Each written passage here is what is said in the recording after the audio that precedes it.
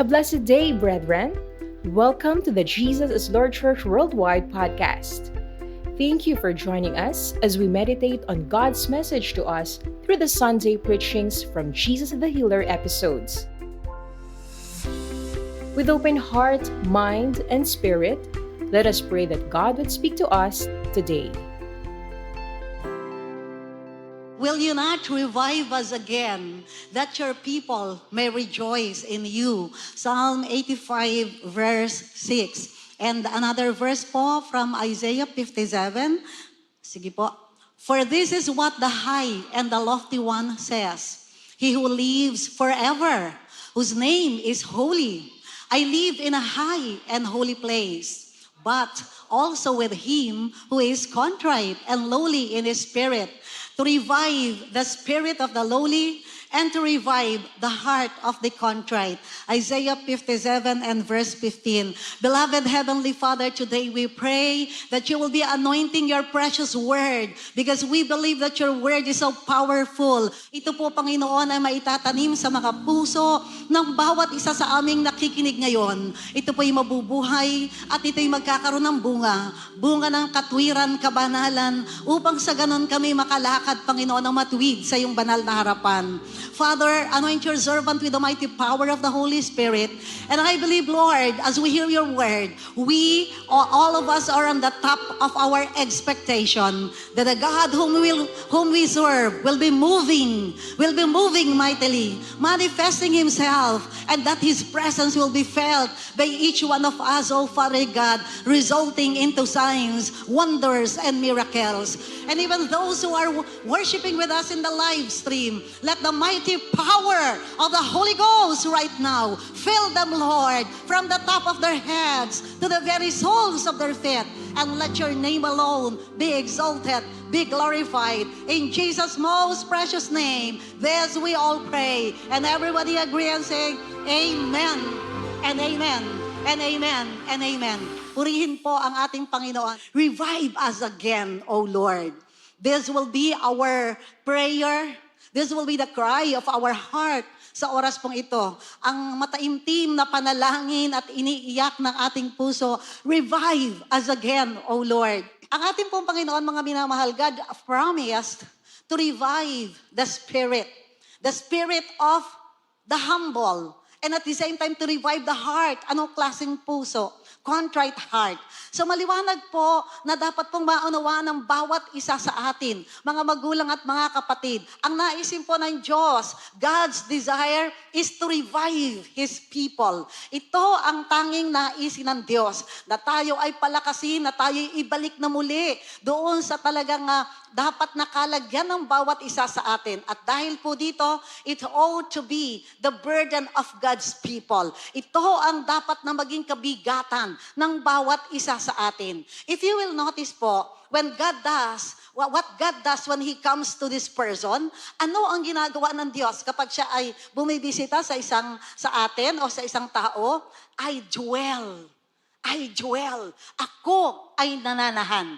Naniniwala po ako ngayon, God is making a visitation upon each one of us. Handang-handa na po ba kayo na ang Diyos sa ating kalagitnaan magkaroon ng matinding pagbisita sa inyong buhay upang tayo'y lubos na pagpalain ng Diyos na buhay? Hallelujah! Sino po ang handa na? The Bible says, I dwell to revive the spirit of the lowly. When God comes to the contrite, He revives the spirit. He breathes into new life, panibagong buhay sa ating mga puso. So kung uunawain po natin, ang contrite heart or lowly or humble spirit, ano po ba ito? Itong dalawang ito as my introduction. Ang contrite heart po or a contrite spirit ay isang tao po na doon sa kaibuturan ng kanyang puso, he has been so broken that that person no longer run after the things she or he wanted. Ganun po ang isang tao na may contrite heart, na siya po ay sumusuko. Isinusuko niya ang kanyang sarili sa mga bagay na nais ng Diyos. Ito po ang taong may pusong nagsisisi. Ito po ang taong may pusong nagsisisi. A contrite heart or a contrite spirit and a broken heart ang sabi po dyan, will no longer do this way or on my terms. Yun naman pong sinasabi natin na a broken heart. Ano po ito? Ito po yung puso na nagsasabing hindi ko na muling gagawin ang aking kaparaanan. So, a broken heart, hindi na po siya gumagawa ng kanyang way. Hindi na po siya yung laging umaawit ng my way, aking kaparaanan, kung hindi kaparaanan na ng Diyos na buhay. Ito po yung makikita natin isang uri ng puso that is fully surrendered to God. He will never turn away, kahit ano ang mangyari. So ito po yung isang metaphor of a deep longing. Isang pusong mayroong masidhing pagnanais na hindi na muling gagawin ang isang bagay sa sarili niyang kaisipan. Subalit magpapasakop sa kaparaanan ng kalooban ng Diyos. And so therefore, revival in the Bible, pagbabalik muli, pagbabalik buhay, pagbabalik ng kagalakan sa lahat ng kaparaanan na ninanais ng Diyos bilang isang tunay na anak, is God coming to a contrite heart. Ito ang Diyos. Siya po ay dumarating. Siya po ay pumupunta doon sa ang mga puso ay mapagpakumbaba, mga espiritong mapagpakumbaba, mga pusong marunong magsisi. And at the same time, ito po ay God's life.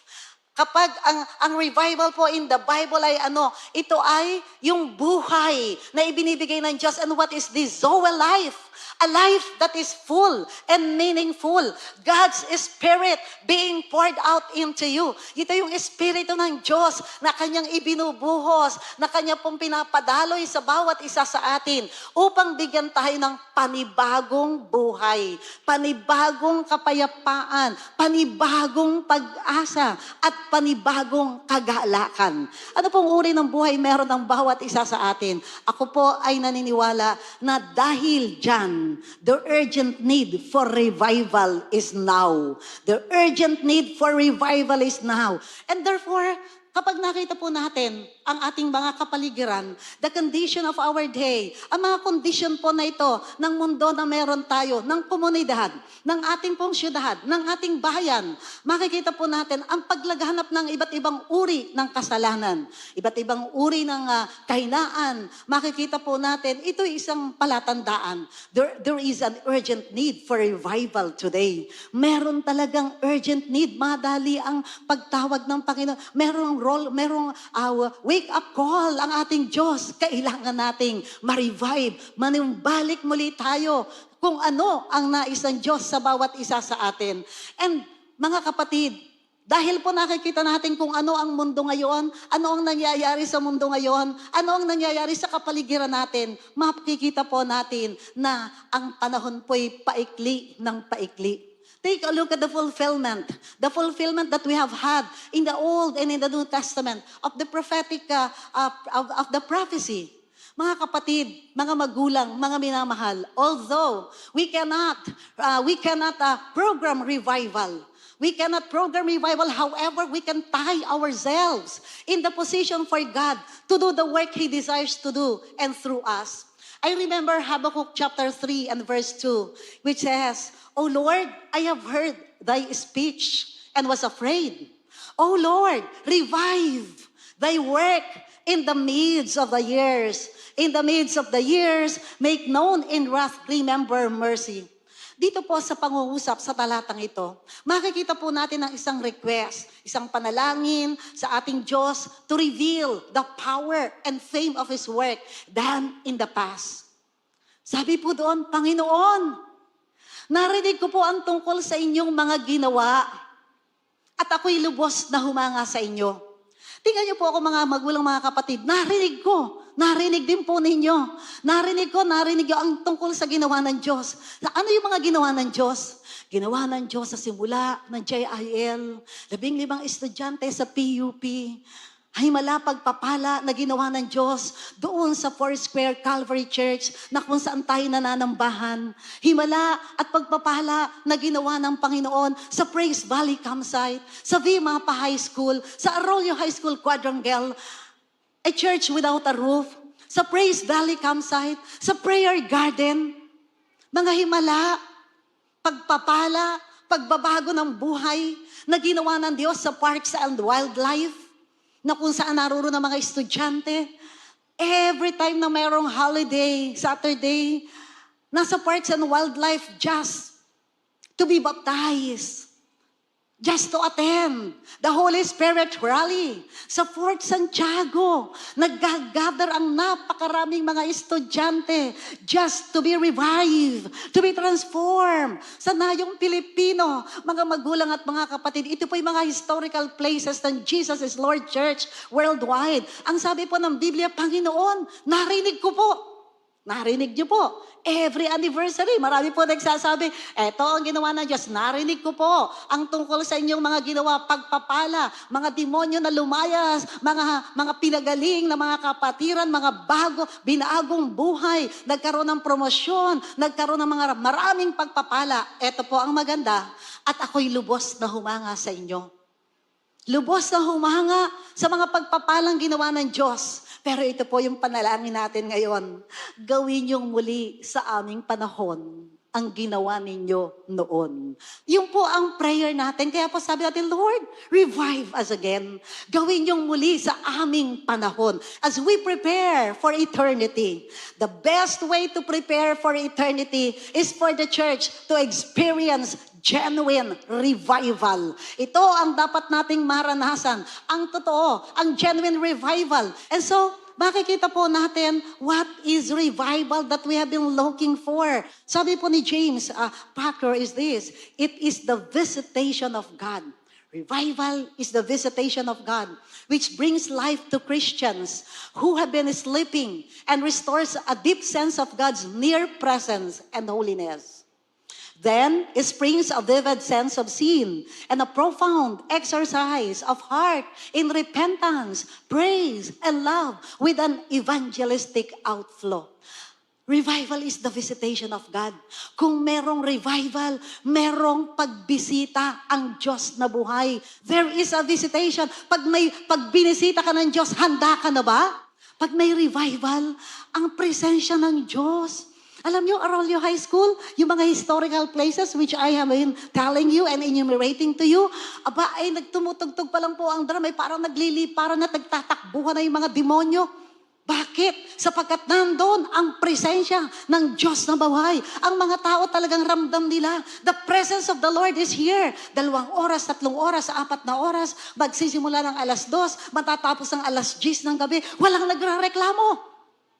Walang nagre-reklamo. Meron deep sense of what? God's presence. Dahil kapag ikaw po pala nasa presensya ng Diyos, a day in God's court is better than 1,000 days elsewhere. And a day, or even an hour, or even how many hours, yung mga oras na yoy, hindi mo maipagpapalit sa mga pupuntahan at mga tatrabahuin mo at gagawin mo sapagkat ang presensya ng Diyos, nanamnamin mo ang presensya ng Diyos, i-appreciate mo, resulting into holiness sa buhay ng bawat isa sa atin. Amen! Ano ang resulta ng revival? Evangelistic outflow. Sapagkat makikita nila kung ano at kung sino ka, sila na ang sasama sa bawat isa sa atin. Overflow ngayon ang mangyayari. There will always be first-timers in every service. Amen? A true revival means nothing less than a revolution. Ito ay isang uri ng digmaan, pakikidigma, casting out the spirit of worldliness and selfishness and making God and His love triumph in the heart and life. So ano pong ibig sabihin? Nakikidigma tayo. Ito ang revival, ang tunay. Ang ibig sabihin nito ay pakikipagdigma, yung pagpapalayas, pagpapaalis ng espiritu ng kamunduhan, the lust of the flesh, the lust of the eyes, and the pride of life, and selfishness. This coming revival must begin with a great revival of prayer and faith. Revival of prayer and faith. So, makikita po natin, itong revival na pinagpapatuloy ng Diyos, kailangan po, it must begin with a great revival of prayer. Pananalangin na siyang magiging sanay upang tayo sumunod sa ating Panginoon. Na magkaroon tayo ng bukal sa puso na pagsunod sa ating Panginoon. So truly fervent devotion to our Lord Jesus Christ. In times of revival, thousands may be found on their knees for hours, lifting up their heartfelt cries with thanksgiving to heaven. Sa panahon ng revival, marami pong tao, matatagpuan nila ang kanilang mga sariling nakaluhod umiiyak, nagkakaroon ng deep sense of yung conviction of sin. Nandun po sila. Ang kanilang mga puso ay kanilang ipinagkakalob, isinusuko sa ating Panginoon. Nagpapasalamat sa ginawa ng ating Diyos. May profound consciousness of the presence and holiness of God. Presensya ng Diyos, merong kamalayan, merong malalim na kamalayan sa presensya at doon po sa kabanalan ng ating Panginoon. So through revival, thousands of lost people are suddenly swept into the kingdom of God. So marami pong makikita po nating mga unprecedented numbers, mga sins of the lost coming to the Savior in great and maximum numbers or unprecedented numbers. And this will be very common. Revival is what? Returning to the first love.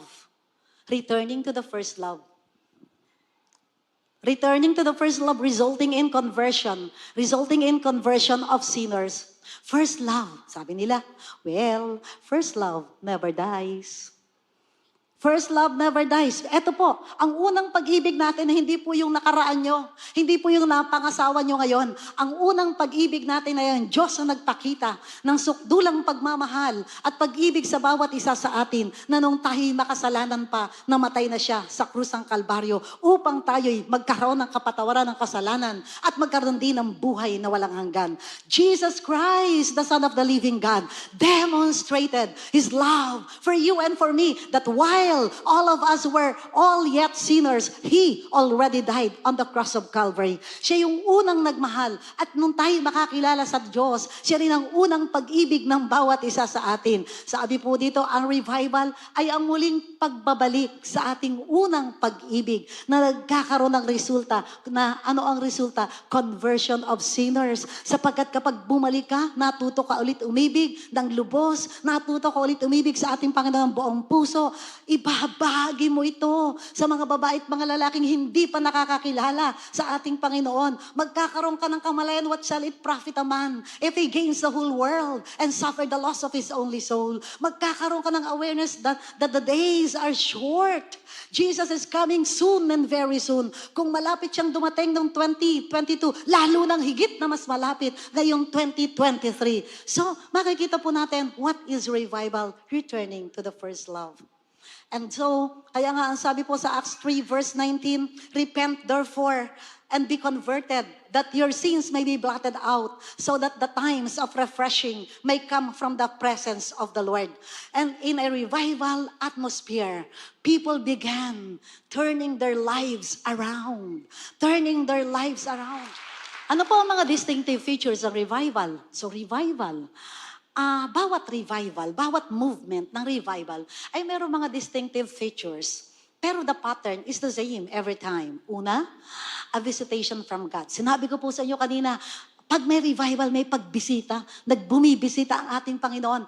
Kaya nga nakita niyo po yung mga historical places of revival ng JIL, historical places like PUP, Arroyo High School Quadrangle, Parks and Wildlife, Nayong Pilipino, Fort Santiago, yung Pampaco Park, yung Praise Valley, at yung inuupuan nyo ngayon, ang prayer garden na minahal ng ating Panginoon na kung saan habang ang ating spiritual director, habang ang ating pastor and president ay nagkakaroon ng kanyang pagbubulay-bulay araw-araw, minsan kinausap siya ng Diyos. Sinabi ng Panginoon sa kanya, Brother Eddie, I will send a kind of revival in this place, in prayer garden. At makikita mo, lalo pang mas maraming mga sasakyan ang pupunta rito. Ang nakikita mo ngayon ay marami na, pero sobra pa rito ang mga sasakyan. And that kind of revival dito sa prayer garden, it will spark throughout the world upang sa ganon ang massive evangelization will come. Makinig po kayo. Ang susunod at ang revival na ito na ating pong kung saan naroon tayo is a revival that will result into a higher peak. A peak that is higher than the previous revival na meron ang bawat isa sa atin. Sapagkat ngayon, malapit nang dumating ang Panginoon, yung visitation ng ating Panginoon. Makikita natin magkakaroon ng restoration of the sense of the closeness of the Holy One. Kaya lagi tayong umaawit, so arise, Lord, from your rest and be blessed. As we praise, as we give glory into your embrace, we will continue to encounter God daily. In revival, believers come back into a right relationship with God. Nanunumbalik ang bawat isa sa atin na noon ay kumilala sa ating Panginoon. Nanunumbalik sa ating pakikipagrelasyon sa ating Panginoon. At this time, ito po'y nag-aapoy na relasyon sapagkat tayo ay binisita muli ng ating Panginoon at patuloy na bibisitahin ang bawat isa. Amen! And of course, we can see ang revival po in the apostles' days were connected with miracles.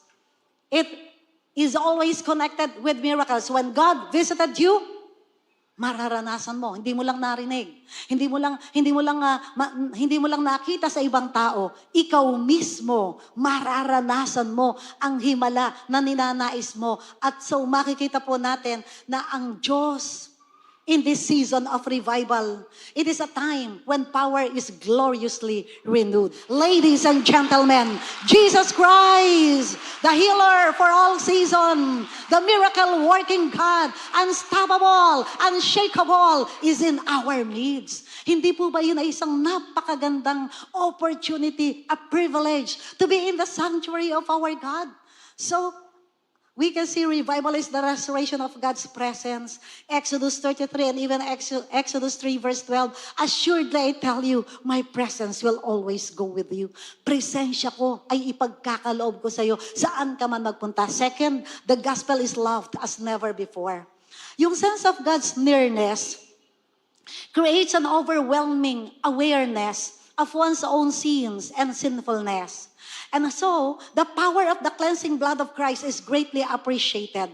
Alam niyo po, makikita natin God's word is something alive, something personal.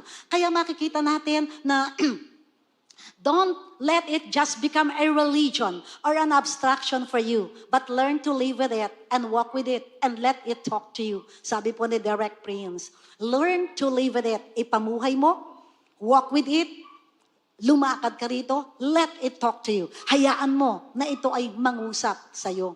So to meditate the scripture is to allow the truth of God's word. Ito po, the gospel is loved as never before.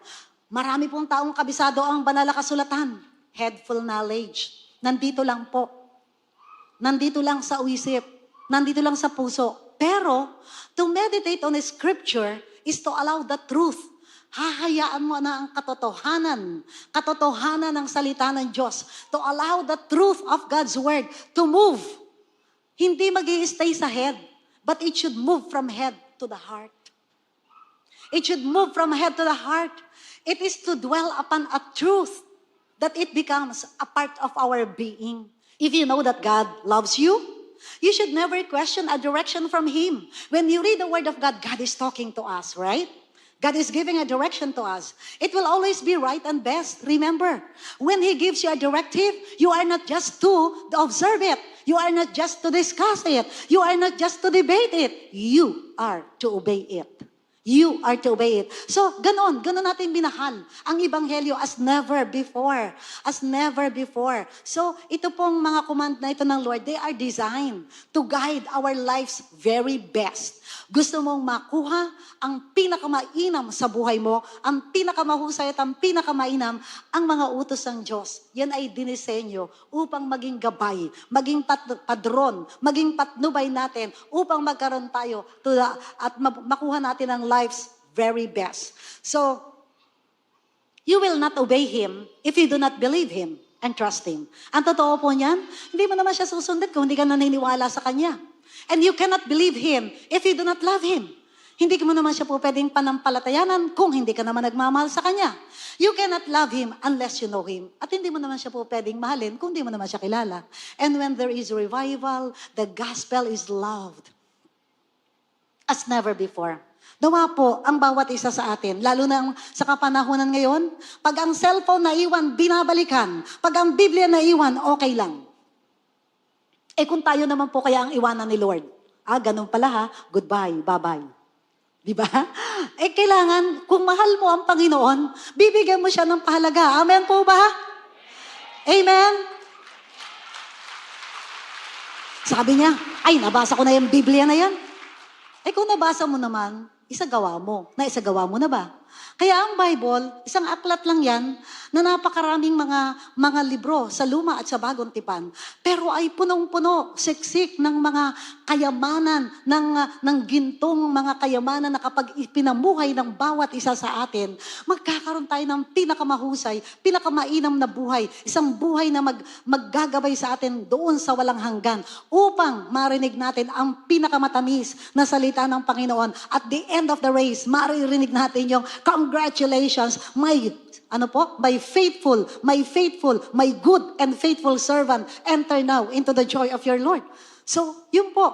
At makikita natin, if you love the Lord, you will read His Word. Because when you read His Word, God is talking to you. Then repentance deepens. Alam na, sinabi na po natin ito, magkakaroon ng repentance. Ang repentance, it requires efforts being made to make those change. Na makikita natin may pagbabago. Repentance results in what? Restitution. Ano ang mangyayari? May pangako, never to commit sin again. Never to commit sin again. Lumalalim yung paghingi ng tawad. Ang true repentance produces true change. It produces true change. There is a transformative power in repentance that deepens. Merong transformative power. May pagbabago. Kung walang pagbabago at yun din, chismosa ka pa rin. Chismoso ka pa rin. Sinungaling ka pa rin. Lagi ka lang humihingi ng tawad. Bago matulog at pagkagising, humihingi ka ng tawad. Pero iisa, true repentance, ang sabi po ng Bible, produces true change. May tunay na pagbabago. And finally, the Spirit works fast. Christians mature. Pag may revival, Christians mature. Converts, disciples appear. Tandaan po natin si Pablo was at Thessalonica for less than 3 weeks. Less than 3 weeks, si Pablo nasa Thessalonica, but worked quickly. At alam niyo po ba kung ano resulta? Si Pablo, he left a strengthened, energized church behind him in a matter of 3 or even less than 3 weeks. So ano po ang ibig kong sabihin ito? Ang Holy Spirit kumikilos. Mabilis ang pagkilos ng Holy Spirit. Tumanggap ka ngayon, gusto mo magpagamit kay Lord, tumanggap ka ngayon, babaguhin ka ng Panginoon from glory to glory. Depende po yun sa'yo. Kung gusto mo, kung available ka, lahat ng nais mo na pagbabago, gagawin ng ating Panginoon. The Holy Spirit works fast.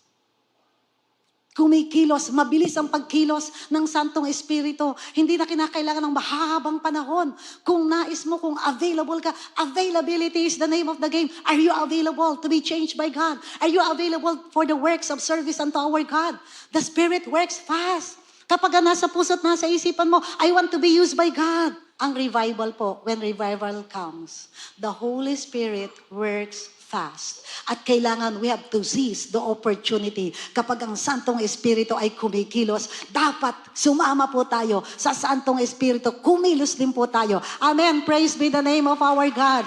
Hallelujah. Let us galvanize our wayan, ang ating mga wayan, ang ating mga ZYNs. Yung let us cascade at magkaroon po tayo ng mga susunod na henerasyon.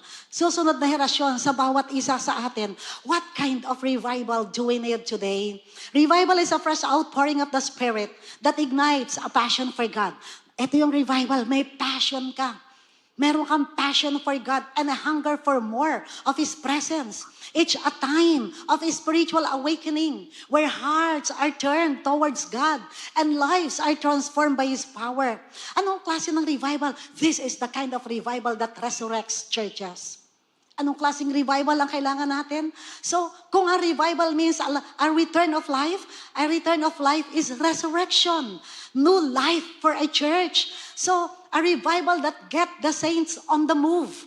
Eto, hindi po iglesyang patay. Magpurit magpasalamat tayo sa Diyos. Meron tayong leader. Meron tayong spiritual director na talagang laging may direksyon na nagmumula sa ating Panginoon. Na sinusunod niya ang direksyon na nagmumula sa ating Panginoon. Dahil sinabi niya, siya ang mananagot dito. Mga kapatid, a revival that resurrect resurrects churches is a kind of revival that gets the saints on the move. Tayo po, hindi dapat lagi tayong nakaupo lang. Kinakailangan participatory, kinakailangan contributory ang bawat isa sa atin. Ano ang po pwede kong i-participate? Paano ako makikipag-participate? Ano ang pwede kong i-contribute? Hindi po yung, ano kaya ang pwede kong makuha rito? Meron kayang pabuya, meron kayang ganito, etc. Kailangan participatory, kinakailangan contributory ang bawat isa sa atin. A revival that brings new vision. New vision. Ano yung new vision? Magkaroon ka lang ng vision na meron kang katabing bago, first timer, sa susunod na linggo. Magkaroon ka lang ng vision na itong lugar na ito mapuno, nag-uumapaw ng maraming mga babae at mga lalaking kumikilala sa Lord. Ang dalawang services magiging 3, magiging 4, magkakaroon ng Sabado. That is vision. Diba? A glorious church. Ito yung nagbibigay buhay muli sa iglesia. Masigla ang iglesia.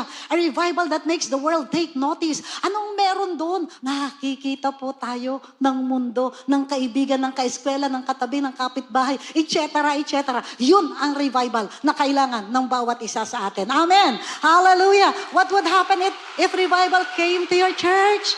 Aba, increase of first-timers, retention of first-timers, increase in workers, radical transformation of members, spiritual maturity of members. So, ang tanong lang, are you willing to take the first step to make it happen? A revival, pangalawa, that rekindles old fires. Revive us again. Ang sabi ng Psalm 85 verse 6, so must have been revived before. Revive us again. So, do you remember better days? Naalala mo ba yung nag-dedicate ka kay Lord, tumutulo ang luha mo, inalay mo ang buhay mo, nakaraan mo, hindi ba? I offer my life to you, all my past, even my present and my future. Days of great expectation, days of full excitement, days of full, what we call commitment. Sabi ni Pablo ganito, you did run well. Galatians chapter 5 verse 7, you were running a good race. Who did hinder you? Dati naman, tumatakbo ka ng matulin. Masipag ka, iniipon mo yung mga kaloob mo, yung mga tithes mo, handa ka na paglinggo, ibibigay mo, tiaalam mo kay Lord, Lord, salamat sa mga pagpapalang ito, ibinibigay ko po sa inyo ang para sa inyo. Lord, nakahanda na yon. Damit mo, nakahanda na. Sapatos mo, nakahanda na. Isusuot mo na lang. Handang-handa ka. Natutuwa ka. Nagagala ka. Days of dedication. Days of great expectations. Lord, I expect pagpunta ko sa church, another bonus of blessings, Lord. Lord, ano kaya ang sorpresa mo? Natutuwa ako sa gagawin mo sa buhay ko. Days of full commitment. Sana po, Lord, magkaroon ako na isa pang pagkakataon na may talaga ko ang sarili ko sa ganitong gawain. Ano pa kaya, Panginoon, ang makukuha ko sa mensahe upang lalo kong may talaga ang aking sarili. A revival that rekindles old fires. Mga magulang at mga kapatid, dapat nag-aapoy tayo. Tingnan niyo po yung katabi niyo. Uling po ba yan? O nag-aapoy? Ganun lang naman yun, di ba? Charcoal. Baka kinakailangan sindihan ulit. Baka kinakailangan lagyan ng diesel, ng gasolina para magliyab ulit, para mag-apoy ulit, para sa ganon, makita natin tayong lahat, masaya tayo, naglilingkod, walang pagod, hindi reklamador, hindi tayo nagme-major sa murmurings and disputings. Andun tayo sa great day of expectations. I have lots of expectations and the God of overflow, the God of blessings, the God, our way maker, promise keeper. Yan ang gagawa ng himala at makikita mong pagpapalang walang humpay. Ang darating sa buhay mo na hindi mo inakala ni sa panalangin, di ba? Hindi mo inakala. Darating yan sa buhay mo. Because you have these are the days of great expectations. So mga magulang at mga kapatid, the one who is throwing you into confusion, whoever that may be, will have to pay the penalty.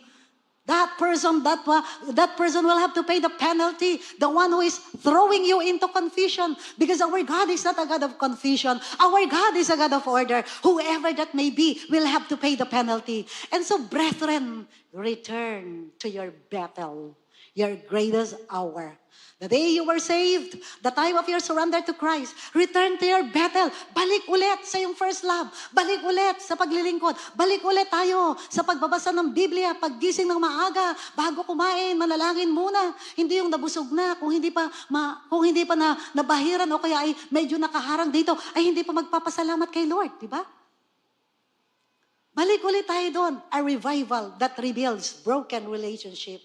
Revive us again that thy people, our walk with God is individual but not isolated. We need one another. Blessed be the tie that binds our hearts in Christian love. We need to share. We need to care. We need to walk together. So consider the fellowship of the New Testament church. All of them were filled with the Holy Spirit and began to speak in other tongues as the Spirit enabled them. Ang revival, it rebuilds broken fellowship. Dapat sama-sama tayo. Hindi life group ni ganito, life group lang ni ganito, hindi grupo lang ni ganito at grupo ng ganito. Hindi po, sama-sama tayo. Bakit? Iisa ang ating Ama, iisa ang ating Diyos, iisa ang ating Panginoon. Tayo ay iisa ang kategorya, mga anak ng Diyos na buhay. Kaya kinakailangan ang fellowship natin should not be broken. Kailangan we should be united because in unity there is power. Amen? And so a revival that builds broken and a revival that restores Christian joy. But don't you know the Bible says, Nehemiah 8 verse 10, the joy of the Lord is our strength. That your people may rejoice in you. That your people may rejoice in you. Ang mga tao mo, Panginoon, ay magkaroon ng kagalakan. Masarap pong maglingkod na kayo'y may kagalakan. Hindi po ba? Ang hirap pong maglingkod na nakasibangot. Mahirap pong naglingkod na masama ang loob. Amen? Mahirap pong maglingkod na mabigat ang inyong puso. Pero kapag tayo naglilingkod, kapag tayo nagmamahal, kapag tayo may tunay na pakikipagrelasyon sa Diyos, ito po makikita natin, merong kagalakan sapagkat ang kagalakan ng Diyos ang mananatiling kalakasan ng bawat isa. Anuman ang trabaho mo, anuman ang assignment mo, the joy of the Lord will always be our strength. Amen? Glory, glory to God. And may God give you a song again. Revival takes place when we realize the need for revival. Magkaroon tayo ng kaunawaan. Let's have a realization. Oo nga, no? Even, hindi lang sa pansarili, hindi lang pampamilya, pati pang bansa. So is there a need for revival in our age? Of course, there is. The need for revival is present right now. Nagkaroon ng mga child molestation, breakdown of the home, the growth of gangs in our communities, violence in our schools, and a host of other problems. Lahat po ng mga itinuturo, may mga itinuturo ang, sa eskwelahan na sobrang liberated, etc. So, we can realize that we need a revival. And revival takes place when we realize the source of revival. We must realize the source of revival. The source of revival is God alone, Himself. We cannot make revival happen. Pero, pwede naman po tayong mag-turn to the one who desires to revive us. Pwede tayong lumapit, tumakbo, magkaroon ng desire na tayo po'y magkaroon ng revival, na tayo ma-stir up, na magkaroon ng yung fan into flame, the embers of our souls. Alam niyo po, God is waiting for us to turn to Him. And He is ready to move when we do. God is waiting for you. Sino ang hinihintay ng Diyos? Ang Diyos. Walang imposible. Nothing is impossible unto Him. Ang hinihintay ng Diyos, ikaw. Ikaw na lumapit ka sa Kanya. Sino po ang gusto lumapit sa ating Panginoon para kumilos ang Diyos? Hallelujah! Sa buhay natin. So God is waiting for us to turn to Him and is ready to move when we do. What will happen if real revival occurs in the individual Christian or in the local congregation? Could you imagine pag mayroong revival?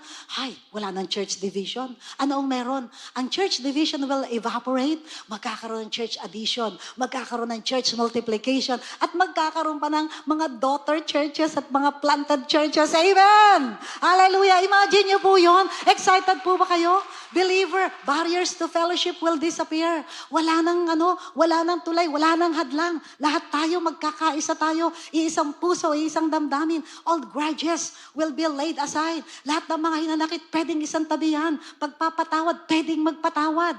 Lahat ng ito, there will be a renewed interest in missions. Revival brings us close to God's heart and God's will. Nagiging malapit tayo sa puso ng Diyos at sa kalooban ng Panginoon. Kaya kapag tayo nanalangin, ang ipapanalangin natin hindi yung kalooban natin. Dahil merong revival, napalapit ka sa puso ng Diyos, ang ipapanalangin mo, kalooban ng Diyos. Pag ipinanalangin mo ang kalooban ng Diyos, ay wala pong mahirap doon. Sabihin natin sa sarili nating, Lord, hayaan mo, ang kalooban mo, maging kalooban ko. Pag yun na nangyari, ay napakaganda po na revival po yun. So, revival will bring social transformation. Social transformation. Habits of people change when they experience genuine revival. Biruin nyo, meron na kayong spiritual transformation, may physical transformation, may social transformation pa. It will change when real revival comes. Church growth occurs when real revival takes place. So, kapag po nagkaroon ng revival at patuloy na naranasan natin, families will be reunited. Mga pamilyang nagkahiwalay, pinaghiwalay ng tadhana, pinaghiwalay ng kung sino-sino, it will be reunited. The lost will be saved. Young people will surrender to full-time Christian service. Ang mga kabataan ngayon, kapag yan ay nagkaroon ng revival, sasabihin nila, gusto kong maglingkod full-time sa ating Panginoon. Gusto kong ibigay ang aking buhay, iaalay ang aking buhay, ang natitirang buhay sa ating Panginoon. And a host of other amazing things will occur. But let us realize that prayer is essential for revival to occur. Kailangan ng panalangin. Dahil kapag ikaw ay nanalangin, lalambot ang puso mo. Ang resulta nito, susunod ka sa ating Panginoon. Panalangin na ang resulta ay ang pagsunod sa ating Panginoon. So, the prayer is essential for revival to occur.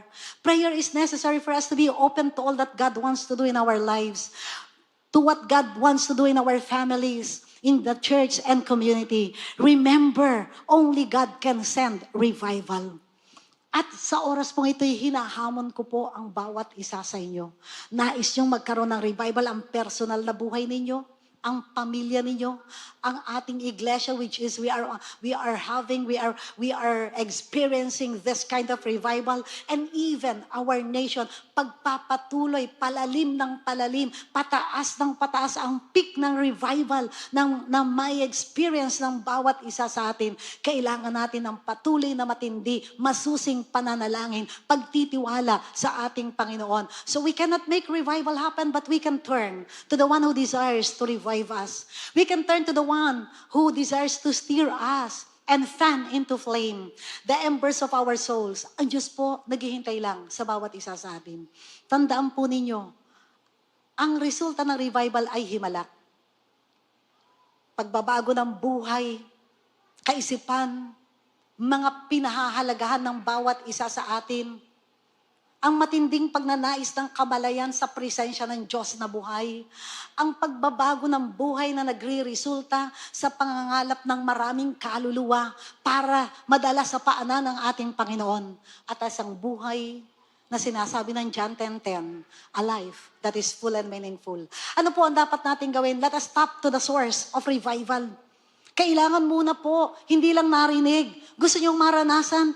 Humawak po tayo. Let us tap into the power, that source of power, and that is the Lord Jesus Christ. Wala pong imposible sa ating Panginoon. We only have one God. We have a miracle-working God, unstoppable, unshakable. Nothing is impossible unto Him. If you will just call unto Him, He will answer you.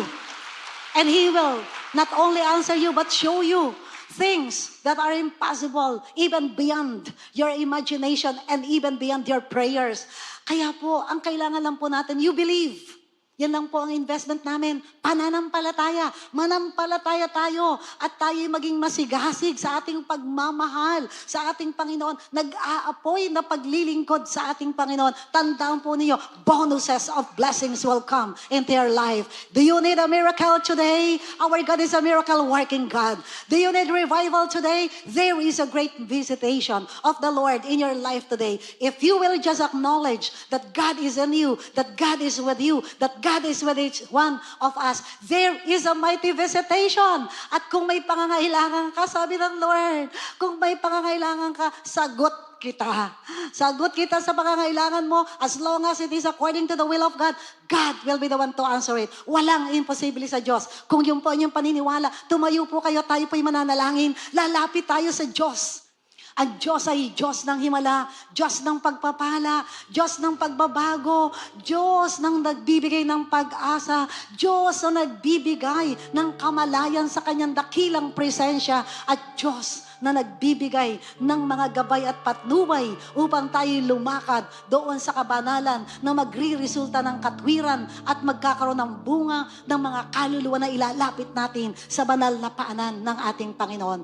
Be ready, the Lord is making a great visitation, and He is asking this question, what do you want from the Lord today? Ano ang kailangan mo sa ating Panginoon? With your hands lifted up, ang mga kamay na nakataas ay nagsasabing, Lord, narito po ako, lumalapit sa iyo, nagpapakumbaba, iniaalay ang aking puso, nagpapakumbaba at nagsisisi. Tandaan po ninyo, ang Diyos ay nakatira sa matataas na lugar, pero siya rin ay nakatira sa mga pusong marunong magpakumbaba, sa mga espiritong nagpapakumbaba, at sa mga puso na marunong magsisi.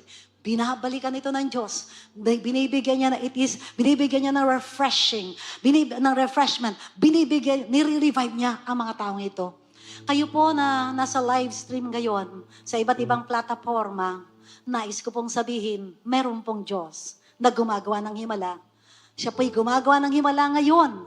Ngayong oras na ito, bukas, gagawa po siya ng himala. Nais niyo po bang magkaroon ng himala? Nais ko po kayong ilapit sa Diyos ng himala. Sumunod lang po kayo sa maikling panalangin na aking babanggitin. Panginoong Jesus, sa oras pong ito, lumalapit po ako sa iyo. Nagpapakumbaba, nagsisisi ng aking mga kasalanan, mga kahinaan. Patawarin mo po ako. Hugasan mo po ako ng iyong banal at makapangyarihang dugo. At sa oras pong ito, Ama, binubuksan ko ang aking puso sa aking buhay. Tinatanggap kita, Jesus, bilang aking Panginoon, sariling tagapagligtas, manggagamot, Diyos ng himala, hindi nagbabago, kahapon, ngayon, at kailanman. Naniniwala po ako. At sa oras na ito, kailangan kita, Panginoon. Ano po ang nais yung nagawin ng Diyos sa oras na ito? The moment that our pastors lay their hands, maniwala kayo, magtiwala kayo, the Lord Jesus Christ is hearing your prayer. Believe, believe, believe, believe. Maniwala kayo, manampalataya kayo, at tatanggapin po ninyo ang himala sa oras na ito. Hallelujah. The Spirit is with you. The Spirit is in this place. Hallelujah. Kung na-slain man po kayo, that is the power of the Holy Ghost. Hallelujah. Let it flow in the name of Jesus. Oh God, in Jesus' name. Pastors, begin praying. Glory, glory to God. Hallelujah. I pray that the Spirit of the Lord will be touching you. Lord, just a touch from you. Touch, Lord. Hallelujah. You spirit of sicknesses and diseases and ache in the name of Jesus. High blood pressure, low blood pressure, lung cancer, breast cancer. Get out in the name of Jesus. Go and live in the name of Jesus. Hallelujah. Ito nyo ng kahirapan sa pangalan ni Jesus. Sa kinakaramdaman, sobrang kalungkutan. Ikaw ay pinungunan ko in the name of Jesus. The Lord bless you.